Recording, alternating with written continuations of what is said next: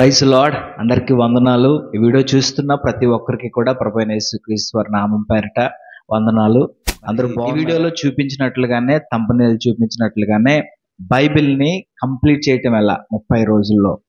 అయితే ఇది just complete చేసేవాళ్ళు ఎప్పుడు కంప్లీట్ చేయలేకపోతున్నాను.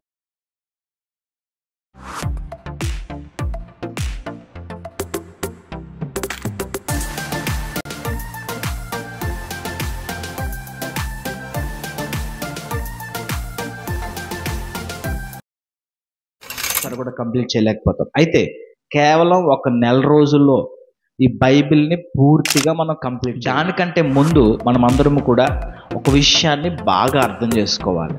ఏంటి అని కనుక మనం చూసినట్లయితే, బైబిల్లో ఉన్నటువంటి 66 పుస్తకాలని కూడా మనకి చక్కగా విభజించారు.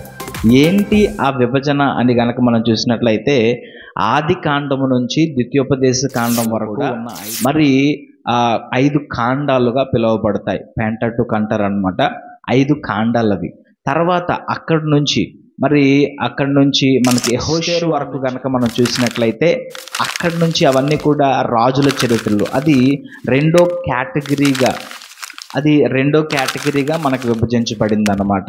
తర్వాత యోబు గ్రంథము నుంచి పరమగీతముల వరకు కనుక మనం చూసుకుంటున్నట్లయితే, అది మరి జ్ఞానమునకు గూర్చిన పుస్తకాలని, సంగీతమునకు గూర్చిన పుస్తకాలని వాటిని పిలుస్తున్నాం మనం. ఇంకా మనం యెషయా గ్రంథం నుంచి దానియేలు గ్రంథం వరకు చూసినట్లయితే అవి పెద్ద ప్రవక్తలని పిలువబడుతున్నాయి. తర్వాత అక్కడి నుంచి హోషేయ నుంచి మలాకి వరకు అవన్నీ కూడా చిన్న ప్రవక్తల పుస్తకాలు అన్నమాట. పెద్ద ప్రవక్తలు, చిన్న ప్రవక్తలు. ఇవి 5 కేటగిరీస్గా విభజించబడినాయి. ఆ తర్వాత మనం కొత్త నిబంధనకు వచ్చినట్లయితే, మత్తయి సువార్త నుంచి యోహాను సువార్త వరకు అవన్నీ సువార్తలు. అపోస్తుల కార్యములు అంటే అపోస్తులు చేసినటువంటి పరిచర్య యొక్క చరిత్ర అంతా కూడా రాయబడి ఉంటుందన్నమాట. ఇంకా రోమియోలకు రాసినటువంటి పత్రిక నుంచి మనం కనుక ఫిలోమోను వరకు చూసుకున్నట్లయితే అవన్నీ కూడా మరి అపోస్తులుడైనటువంటి పౌలు రాసినటువంటి పత్రికలుగా పేర్కొన్నాయన్నమాట. తర్వాత హెబ్రీయులకు రాసినటువంటి పత్రిక నుంచి ప్రకటన గ్రంథం వరకు కూడా సాధారణమైనటువంటి, అంటే వేరే ఒక ఇతర మరి అపోస్తులు రాసినటువంటి పత్రికలుగా పేర్కొన్నాయి. ఇవన్నీ కూడా పత్రికలు అన్నమాట. సో ఇవి కూడా 5 కేటగిరీస్గా విభజించబడ్డాయి. మనం వీటిని అర్థం చేసుకున్నప్పుడు వాటి యొక్క చరిత్ర మనకి పరిపూర్ణంగా అర్థమవుతుంది. ఇప్పుడు మనము 66 పుస్తకాలని ఎలా కంప్లీట్ చేయగలం? ఎలాగంటే, మా బైబిల్ కాలేజ్లో మరి డైరెక్టర్ సార్ ఎప్పుడు కూడా ఒక మాట చెప్తూ ఉండేవారు, మీ స్వరము మీ చెవి గుండా వెళ్ళి మీ హృదయంలోనికి వెళ్ళాలి. అదే బైబిల్. అలాగా మీరు బైబిల్ని చదవాలి. ఎందుకంటే అంత గట్టిగా మీరు బైబిల్ని చదవాలి. అప్పుడే ఆ వాక్యం అనేది మీ హృదయంలో ముద్రించబడుతుంది అని మా డైరెక్టర్ గారు ఎప్పుడు కూడా చెప్తూ ఉండేవారు. ఎందుకు ఈ మాటలు చెప్తానంటే, బైబిల్ని చాలా శ్రద్ధగా చదవాలి. ఆసక్తికరమైన పుస్తకం. ఇంకా బైబిల్ గురించి చెప్పాలంటే, అత్యధికంగా ప్రింట్ అవుతున్న పుస్తకం. అనేకమైన భాషల్లో ఏదైనా ఒక పుస్తకం ప్రింట్ అవుతుంది అని కనుక చూసినట్లయితే అది కేవలము బైబిల్ మాత్రమే. కనుక బైబిల్ని చాలా శ్రద్ధతో, ఆసక్తితో మనం చదివినప్పుడు అనేకమైన మర్మములు, అనేకమైన విషయాలు పరిశుద్ధాత్మ దేవుడు మనందరికీ కూడా బయలుపరుస్తాడు. ఇప్పుడు యాప్ గురించి నేను మీకు చెప్తాను. ఈ యాప్ ఏంటంటే, మనం తొందరగా కంప్లీట్ చేయడానికి పరిశుద్ధాత్మ దేవుడు మనందరికీ కూడా బయలుపరుస్తాడు. ఇప్పుడు యాప్ గురించి నేను మీకు చెప్తాను. ఈ యాప్లుగా ఉంటుందన్నమాట. ఆ యాప్ ఏంటంటే, ప్లే స్టోర్లోకి వెళ్ళి మీరు ఈ యాప్ పేరు టైప్ చేయండి. ఈ యాప్ మీకు వస్తుంది. ఆ యాప్ పేరు ఏంటంటే యువర్షన్ అని మీరు కనుక టైప్ చేసినట్లయితే ఆ యాప్ వస్తుంది.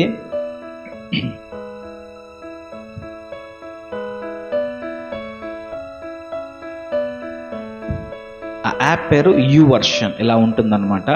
అది కనుక మీరు ఇన్స్టాల్ చేసుకున్నట్లయితే వెంటనే ఇన్స్టాల్ అయిపోతుంది. చాలా చాలా చాలా మనందరికీ ఉపయోగపడే యాప్ ఇది. చెప్తున్నాను కదా, ఇది బైబిల్ ధ్యానమునకైతే కాదు, ఇది కేవలము మనము ఎవరైనా కంప్లీట్ చేయాలనుకున్నట్లయితే చాలా చాలా హెల్ప్ఫుల్ అవుతుంది. ఎందుకంటే అంత ఫాస్ట్గా చదివినా మనము సరిగా అర్థం చేసుకోలేం, కానీ కంప్లీట్ చేయగలం.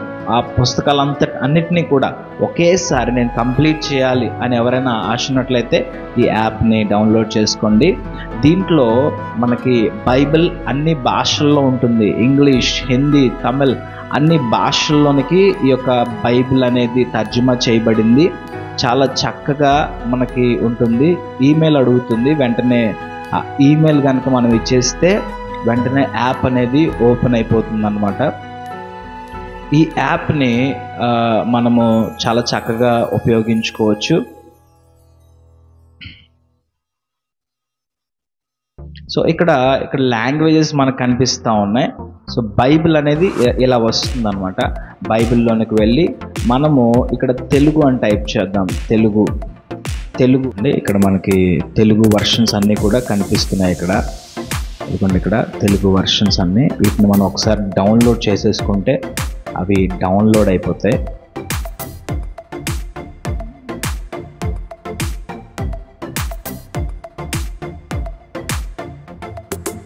ఇదిగోండి, తెలుగులోనే మనకి ఇన్ని వర్షన్స్ ఉన్నాయన్నమాట. ఐఆర్వి తెలుగు అని, తర్వాత ఓటీఎస్ఏ తెలుగు అని, టీసీవి తెలుగు అని, బిఎస్ఐ అని, పవిత్ర గ్రంథం అని, అనేక రకములైనటువంటి ట్రాన్స్లేషన్స్ అన్నమాట. తెలుగులో కూడా చాలా రకాలైనటువంటి ట్రాన్స్లేషన్స్ ఉన్నాయి. సో అవన్నీ కూడా మనకి ఇక్కడ ఉంటాయి అన్నమాట.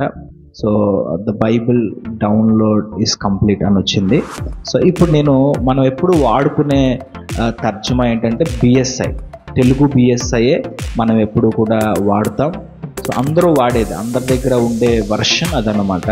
సో ఆ వర్షన్లో నేను యోహాను సువార్త 1వ అధ్యాయం చూశాను. ఇక్కడ మనకి ప్లే అనే ఆప్షన్ ఉంది.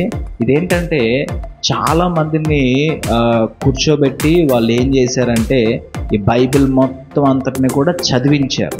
తర్వాత బ్యాక్గ్రౌండ్ మ్యూజిక్ పెట్టారు, చక్కని వినటానికి వినసొంపైనటువంటి మ్యూజిక్ పెట్టి. యోహాను సువార్త 1వ అధ్యాయము. ఆదియందు వాక్యముండెను, వాక్యము దేవుని యొద్ద ఉండెను, వాక్యము దేవుడై ఉండెను. ఆయన ఆదియందు దేవుని యొద్ద ఉండెను. సమస్తమును ఆయన మూలముగా కలిగెను. కలిగి ఉన్నదేదియు ఆయన లేకుండా కలుగలేదు. ఆయనలో జీవముండెను. ఆ జీవము మనుషులకు వెలుగయుండెను. ఆ వెలుగు చీకటిలో ప్రకాశించుచున్నది గాని చీకటి దాని గ్రహింపకుండెను. చూశారు కదా, ఇలాగా ఈ యాప్ అనేది మనకు చాలా ఉపయోగపడుతుంది. ఇంకా దీంట్లో చాలా లాంగ్వేజెస్ ఉన్నాయి.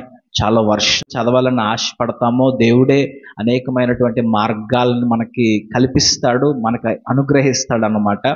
సో నేను ఎందుకు ఇది సజెస్ట్ చేస్తున్నానంటే చాలామంది నిరాశ చెందుతారు, ఎందుకు నేను కంప్లీట్ చేయలేకపోతున్నాను, ఎందుకు అవ్వట్లేదని. సో ఈ యొక్క యాప్ సహాయంతో మనము ఈజీగా మరి ఒక 30 డేస్లోనే కంప్లీట్ చేయాలి. 2 గంటలు కనుక, 1 గంట కనుక మీరు కేటాయిస్తే 2 నెలల్లో కంప్లీట్ చేయవచ్చట. కానీ మీరు కనుక ఒక 2 గంటలు రోజు కేటాయిస్తే ఒకే 1 నెలలో పూర్తిగా కంప్లీట్ చేయవచ్చు. సో ప్రయత్నించండి. మరి ఆ బైబిల్ని ఒకసారైనా కంప్లీట్ చేద్దాం, అసలు ఏముందో తెలుసుకుందాం, మొత్తం అంతా ఒకసారి ధ్యానిద్దాం అని కనుక ఆశ ఉన్నట్లయితే ఈ యాప్ని డౌన్లోడ్ చేసుకొని ఈ రోజు నుంచే స్టార్ట్ చేయండి. దేవుడు మీకు సహాయం చేయనుగాక.